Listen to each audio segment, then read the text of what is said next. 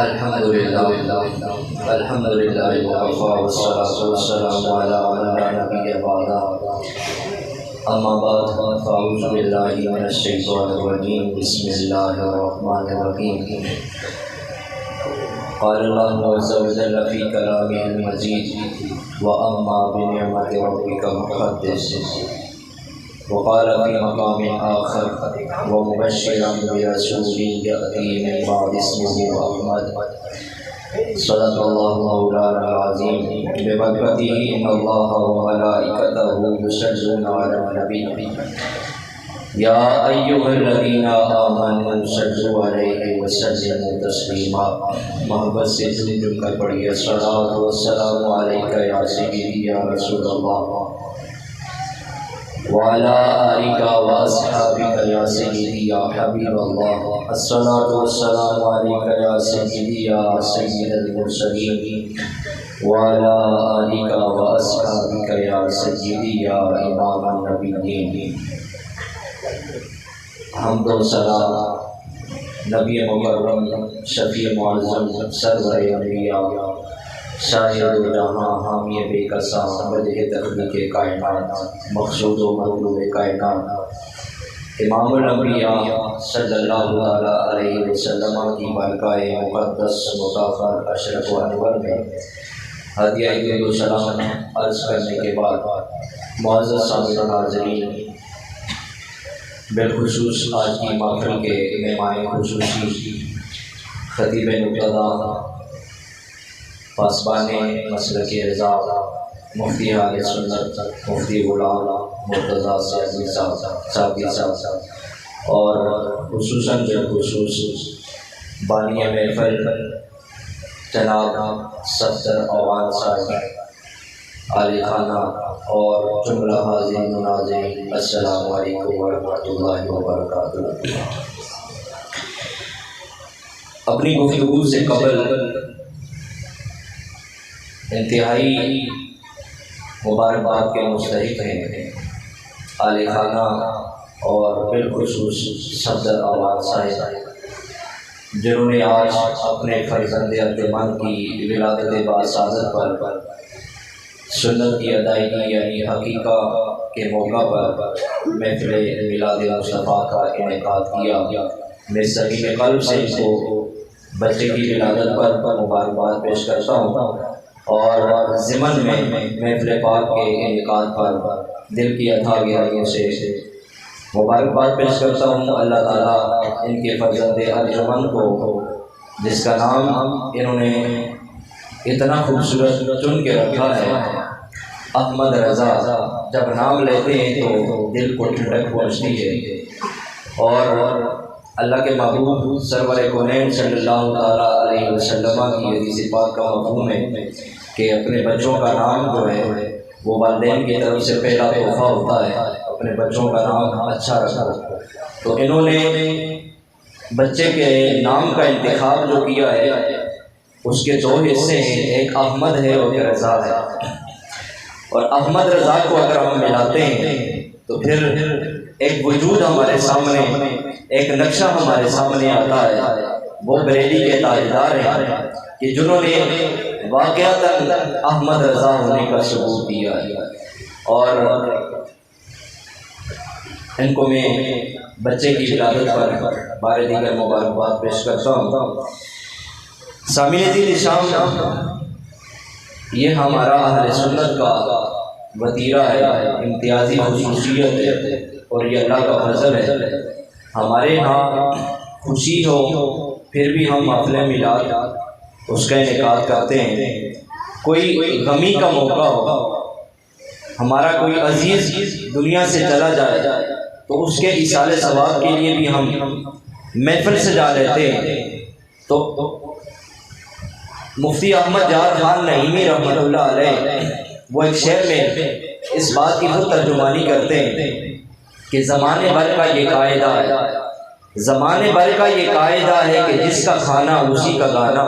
ہم نعمتیں جن کی کھا رہے ہیں انہی کے تو گیت گا رہے ہیں۔ جن کے صدقے میں ہم نعمتیں کھاتے ہیں تو پھر خوشی ہو غم ہو ذکر انہی کا ہوتا ہے۔ تو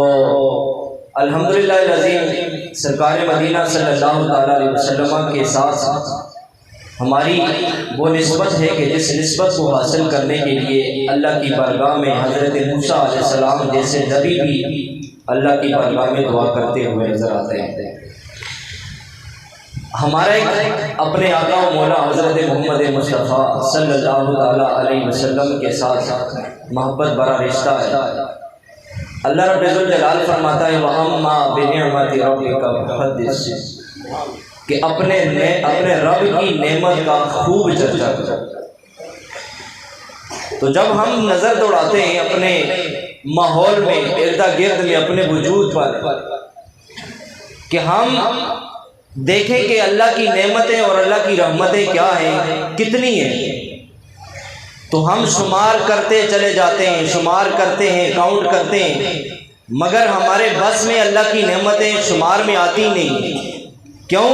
کہ اللہ رب الجلال خود فرماتا ہے وَإِن تَعُدُّوا نِعْمَتَ اللَّهِ لَا تُحْصُوهَا کہ اگر تم اللہ کی نعمتوں کو گنتی کرنا شروع کر دو تو تم اللہ کی نعمتوں کی کاؤنٹنگ نہیں کر سکتے ہو۔ تو پھر پتہ چلا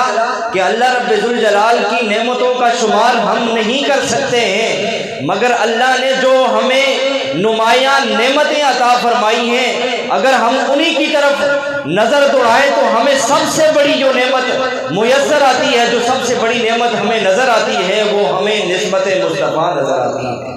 کہ سبحان اللہ، نسبت مصطفیٰ بھی بڑی چیز ہے، جس کی نسبت نہیں اس کی بخشش نہیں۔ خود خدا نے نبی سے یہ فرما دیا ارے جو تمہارا نہیں وہ ہمارا نہیں۔ اللہ رب الجلال نے ہمیں وہ نسبت دی ہے کہ جس نسبت پہ ہمارے مال جان عزت و آبرو قربان ہو جائے تو پھر بھی کم ہے۔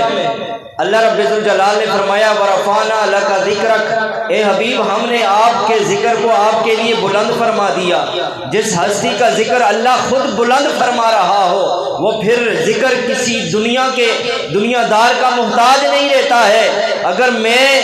اللہ کے محبوب کی حمد و ثنا بیان کروں تو میرے سانسوں کی ایک لمٹ ہے، اگر کوئی اور کرتا ہے، اگر کوئی اور بڑیرا کرتا ہے تو اس کے ذکر کی کوئی نہ کوئی انتہا ہے، مگر اللہ رب الجلال نے اپنے محبوب کا ذکر ایسا رکھا ہے کہ ذکر مصطفیٰ کی کوئی انتہا ہو ہی نہیں سکتی، کیونکہ اللہ رب الجلال نے ذکر کو خود بلند فرمایا ہے۔ تو سامعین احتشام ہمارے دل میں وہ شمع فروزہ ہے کہ جس شمع فروزہ ہونے کے بعد ہمیں کسی بھی کمی کا احساس نہیں ہوتا ہے، وہ نسبت سرکار ہے۔ حضرت ثوبان رضی اللہ تعالی عنہ اللہ کے پیارے محبوب کے پیارے صحابی ہیں۔ مسجد نبی میں اللہ کے محبوب مسجد نبی کے ممبر پر تشریف فرما ہے اور اپنے صحابہ کے جرمٹ میں صحابہ کرام علیہ رضوان کو واعظ و نصیحت فرما رہے ہیں، تو حضرت ثوبان رضی اللہ تعالیٰ عنہ مجمع میں بیٹھے ہیں، زاروں کے تار رو رہے ہیں اور چہرہ مصطفیٰ صلی اللہ تعالیٰ علیہ وسلم کو دیکھتے بھی چلے جا رہے ہیں اور ساتھ ساتھ گریہ و زاری کرتے چلے جا رہے ہیں۔ اللہ کے محبوب رحمت کونین صلی اللہ تعالیٰ علیہ وسلم کی نگاہ حضرت ثوبان رضی اللہ تعالیٰ عنہ کے چہرے انور پر پڑی اور اللہ کے محبوب نے حضرت ثوبان سے مخاطب ہو کر فرمایا اے ثوبان یہ کیا وجہ ہے کہ میرے سامنے بیٹھے ہو اور زاروں کی تار روتے چلے جا رہے ہو؟ قربان جائیں حضرت ثوبان نے اپنے دل کی بات کہی ہے، من کی بات کہی ہے۔ وہ چہرہ مصطفیٰ کی زیارت تو کر رہے ہیں مگر دل میں ایک سوال پیدا ہو گیا، ایک حسرت اور ایک تمنا پیدا ہو گئی اور اسی تمنا کو لے کر زاروں کی تار رونے لگ گئے۔ عرض کیا یا رسول اللہ آج اگر میرا دل چاہتا ہے کہ آپ کے چہرہ انور کی زیارت کر لوں تو آپ کے چہرہ انور کی زیارت کے لیے میں آپ کے سامنے آ کر حاضر ہو جاتا ہوں یا رسول اللہ، اپنے دل کی ٹھنڈک کو پورا کر لیتا ہوں۔ یا رسول اللہ میرے دل میں خیال آیا، اگر یا رسول اللہ میرے دل میں خیال آیا بیٹھے بیٹھے کہ جب میدان محشر ہو گیا، قیامت کا منظر ہوگا، یا رسول اللہ آپ تو 1.25 لاکھ نبیوں میں صفے انبیاء کے امام ہوں گے، وہاں پر آپ کا دیدار کیسے ہمیں نصیب ہوگا؟ نہ جانے ہم کہاں ہوں گے، آپ کہاں ہوں گے۔ اللہ کے محبوب نے حضرت ثوبان رضی اللہ تعالیٰ عنہ کی یہ بات سنی، حضرت ثوبان رضی اللہ تعالیٰ عنہ کو تسلی دی، تشفی دی، بلکہ صبح قیامت تک کے آنے والے اپنے ہر غلام کو مصطفیٰ نے تسلی عطا فرما دی۔ فرمایا اے میرے پیارے ثوبان، مانتا ہوں کہ اللہ نے مجھے صفے انبیاء کا امام بنایا ہے، میں نے سارے انبیاء کو مسجد اقصیٰ میں کھڑے ہو کر امامت کا شرف عطا فرمایا ہے، امام المرسلین سید النبیین میرا خطاب ہے، مگر اے ثوبان میرا یہ جواب تم بھی سن لو، صبح قیامت تک کے آنے والا میرا ہر امتی سن لے۔ فرمایا اے ثوبان المرء مع من حبا، اے میرے ثوبان جو مجھ سے پیار کرے گا رب ذوالجلال قیامت میں اس کا ٹھکانہ میرے ساتھ رکھے گا۔ فرمایا اے ثوبان اگر تم آج مجھ سے محبت اور پیار کرتے ہو، اگر تمہارے دل میں میری محبت جاگزی ہے، میری محبت کی شمع فروزہ ہے، اے میرے ثوبان یہ محبت رائے گا نہیں جائے گی، کل اسی محبت کی وجہ سے اللہ رب ذوالجلال تمہیں میرا پڑوسی بنا ڈالے گا۔ تو سامعین کی شام اللہ کے محبوب رحمت کونین صلی اللہ علیہ وسلم کی محبت ہمارے ایمان کا حصہ ہے، اور یہ محبت بغیر اطاعت کے کامل نہیں ہوتی، اس کا تقاضا ہے۔ آج ہم اسی بچے کو والدین کا مطیع و فرمانبردار کہتے ہیں جو اپنے والدین کی اطاعت کرتا ہے، اور ہم اس کو کہتے ہیں کہ یہ بڑا فرمانبردار ہے، مطیع ہے اپنے والدین کا۔ تو ہم اطاعت میں مصطفیٰ کریم علیہ السلام کی محبت میں اس وقت تک پختہ نہیں ہو سکتے جب تک مصطفیٰ کریم علیہ السلام کی کامل اطاعت نہ کر دیں۔ اللہ کے محبوب فرماتے ہیں کہ نماز میری آنکھوں کی ٹھنڈک ہے۔ یہ آج حقیقت کی سنت کی ادائیگی ہو رہی ہے، اور اس کے لیے کتنا انتظام و انصرام کر رہے ہیں، اللہ ان کی ساری کاوشوں کو اپنی بارگاہ میں قبول فرمائے۔ مگر نماز جس کو مصطفیٰ کریم علیہ السلام نے فرمایا کہ قرۃ عینی فی الصلاۃ، نماز میری آنکھوں کی ٹھنڈک ہے، تو اگر ہم یہ چاہتے ہیں کہ ہماری وجہ سے مصطفیٰ کریم علیہ السلام کو تسکین پہنچے، ان کی آنکھوں کو ٹھنڈک پہنچے، تو سامعین عزیز شام آج کی محفل کا یہ درس ہے، میسج ہے کہ ہم نماز کی پابندی کریں، تبھی جا کر ہم محبت مصطفیٰ میں کامل اتریں گے اور اطاعت مصطفیٰ میں کامل اتریں گے۔ اور یہی وجہ ہے کہ اللہ کے محبوب رحمت کونین صلی اللہ تعالیٰ علیہ وسلم کی محبت میں وہ بلند پایا ہو جاتے ہیں جو کامل طریقے سے مصطفیٰ کریم علیہ السلام کی اطاعت کرتے ہیں۔ تو اللہ رب الجلال نے فرمایا وَرَفَعْنَا لَكَ ذِكْرَكَ، پھر دوسرے مقام پہ فرمایا اقم الصلاۃ لذکری، کہ میری نماز کو میرے ذکر کے لیے ادا کرو۔ تو سامعین عزیز شام اللہ کا ذکر یہ ہے کہ وہ ذکر مصطفیٰ کرتے ہیں، تو اللہ نے پھر بندوں کو یہ حکم دیا کہ وہ میری نماز کو میرے ذکر کے لیے ادا کریں۔ تو جب ہم مصطفیٰ کریم علیہ السلام کی اطاعت میں نماز ادا کرتے رہیں گے، گویا مصطفیٰ کی آنکھوں کو ٹھنڈک بھی پہنچتی چلی جائے گی اور اللہ رب الجلال کا ذکر بھی ہوتا چلا جائے گا۔ تو سامعین عزیز شام اللہ رب الجلال کی بارگاہ میں دعا ہے کہ اللہ کریم جل وعلا شانہ ہم سب کو مصطفیٰ کریم علیہ السلام کی کامل اتباع اطاعت نصیب فرمائے۔ آخر میں 2-3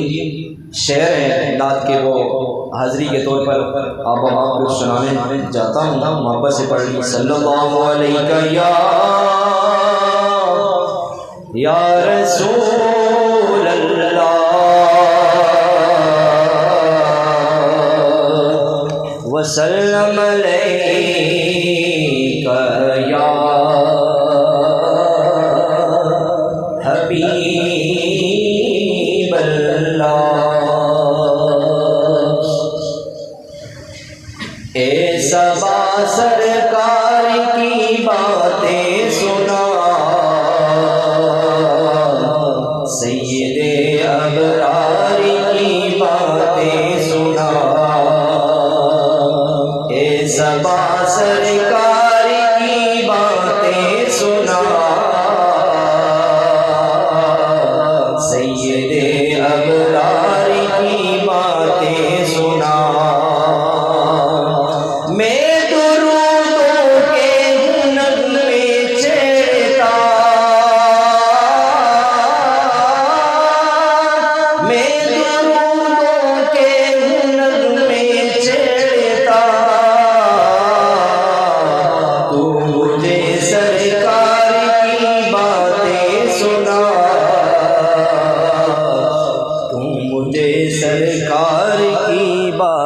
باتیں سنا۔ ہم نہ جانے کب مدینے جائیں گے، ہم نہ جانے کب مدینے جائیں گے، تو مجھے من ٹھار کی باتیں سنا، تو مجھے من ٹھار کی باتیں سنا۔ اے صبا سرکار کی باتیں سنا،